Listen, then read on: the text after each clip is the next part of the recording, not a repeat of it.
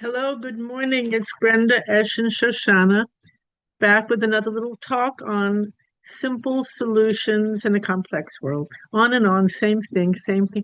In Zen practice, repetition, they say we need the spirit of repetition, returning, going over the same teaching again and again. Somehow it takes time, like water falling on a rock will so slowly make a hole in the rock, ease the rock. And in a way, our hearts, they're like rocks, they're hardened.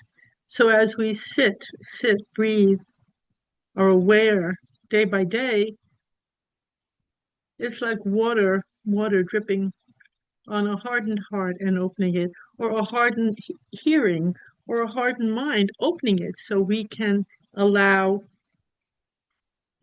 whatever is there to come in, so we can hear what's there, we can see what's in front of us.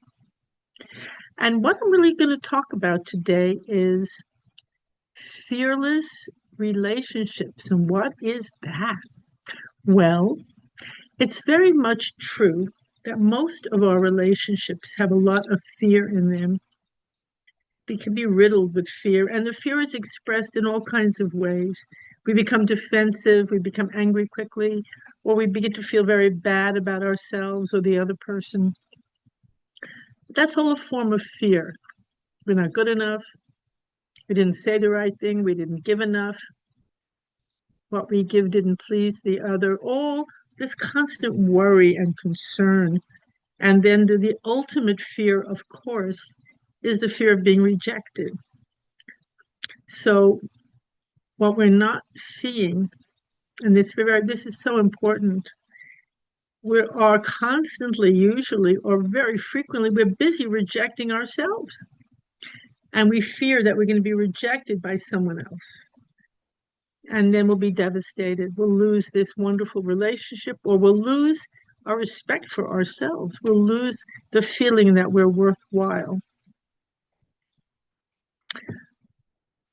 When this is the underpinning of a relationship, the underpinning of it is a good word, the foundation of it, or when it's these kinds of thoughts and fears pervade our relationship, and they do for everyone, unless we're not really aware and conscious of it and ready to do something about it. But when that keeps going on and on, many people just withdraw. They become hopeless. Oh, I'll never find the love I want.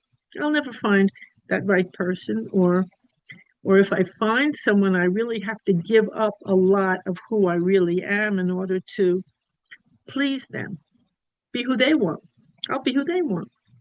And then I'll get their approval. We do that too.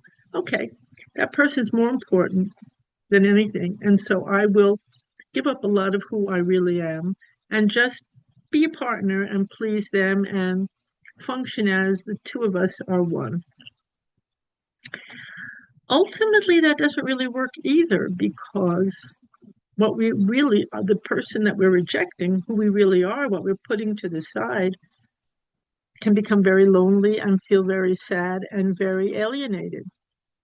We don't feel whole and complete.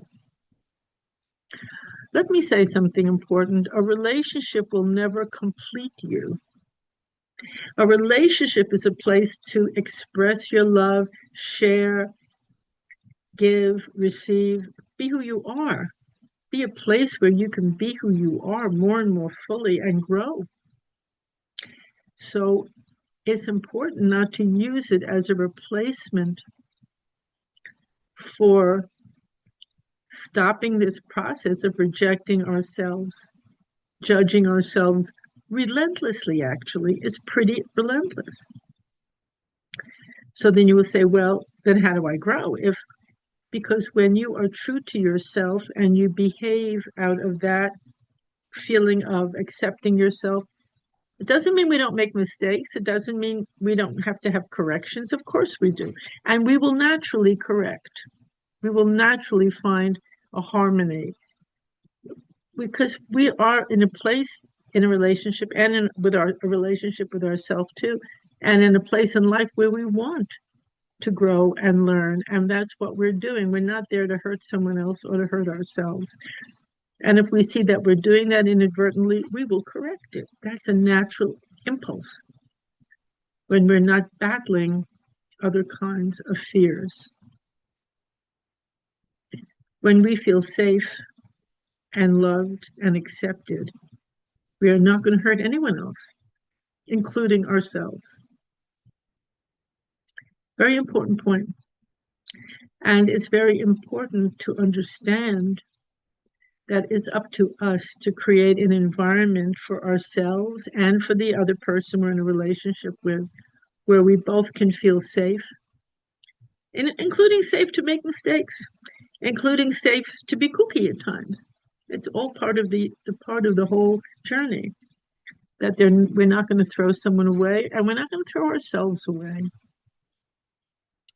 Now, this does not mean, of course, to stay in a really toxic situation. Not at all. You won't want to. You won't be able to when you're in a place where you're accepting yourself and you're allowing yourself to grow. You won't be able to. You won't stay in a toxic situation, but you will expand your capacity to allow others also to go through their journeys. And actually, that's what love is, to be there with someone throughout all their different moments and journeys. Once there's mutual goodwill and mutual desire to grow together and to accept oneself. Even though you go through hard times, a certain level of fear will disappear then, when the basic groundwork, the groundwork is set. And that groundwork is very simple. Just stop rejecting yourself. Stop disapproving of yourself, whatever you do. Just notice that you're doing it. We always say that noticing is so important. Become aware, oh my gosh, I'm hating myself again. I'm punishing myself again. Or I'm hating or punishing the other person. Just notice it and stop it. Just stop cold. We can stop cold. It's the noticing, it's the awareness that does it all. We're aware of it without hating ourselves for it or hating someone else for it. We're just noticing, how am I really behaving here? Is this a safe, loving environment for me and for the other person too? And the other person includes everyone,